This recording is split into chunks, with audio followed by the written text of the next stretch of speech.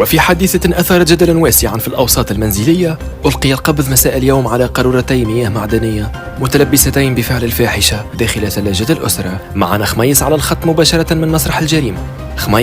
خميس هل تسمعني؟ خميس يا خميس.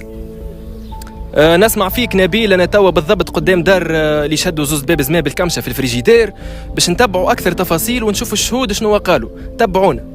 تصدمت حقيقة، تصدمت، وراهي ظاهرة هذه سمعت بها قبل، صارت في جهة معينة. تدي تو خذيت تيكي وريد وجيت راجع كيف هناك، ما سمعت صدقت، ما من الاول سمعت ما صدقتش راه، وبعد كي جيت شفت توا بعيني. ونرى كل الهدوء والسكون في هذا الحي، حيث تظهر أثار الصدمة على كل المتساكنين. يا اخي نورمال، احنا هكا في تونس نعيشوا، الواحد ولا خايف على دبابز الماء تاع داره وصاحبي.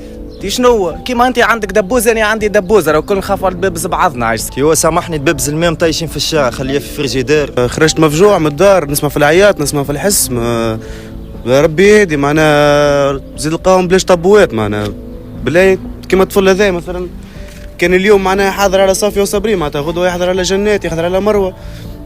ربي يهدي هكاهوش. معناها كيفاش اني باش نقابل اللحوم الاخرين والفريجيديرات الاخرين؟ سامحني حتى مولا القهوه سمع بها الحكايه. يا خويا ربي يهدي يا صاحبي، احنا ما عندناش في فريجيديرنا الحكايات هذه، بابزنا سافا مرقلين، ما عندناش باب صفرغين وربي يهدي صاحبي. صحيح سمعنا به الموضوع هذا، ما حومتنا راهي نظيفه ما فيها شيء راهي. كيف حكينا مع مولا الدار ومولا الفريجيدير اللي كان صعيب على الاخر الحوار معاه، وين مازال في وجهه اثار الصدمه. نسمع في حفله في الفريجيدير، كذبت من الاول، مشيت عملت طلة شوي لقيت.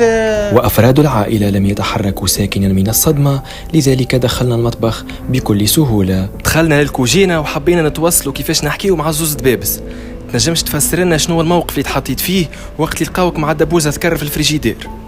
عندي أمور قلقانة ديما نقلق. وانتي شنو رايك؟ علاش قاعد مع دبوزة فارغة في الفريجيدير؟ يا أخي ما لقيت ما تعمل؟ شنو نعمل باش نعجبك؟ برشا فلوس أختي واخدم على روحك، خاطر انا امبوسيبل نخرج مع طفل اقل مني في النيفو. ونذكروا مشاهدينا باهميه تخزين المياه وعدم ترك القوارير دون رقابه.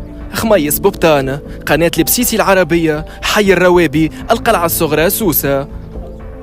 شكرا ليك خميس على التقرير. وهنا مانيش نحكي عد بيبس، نحكي عد بيبس.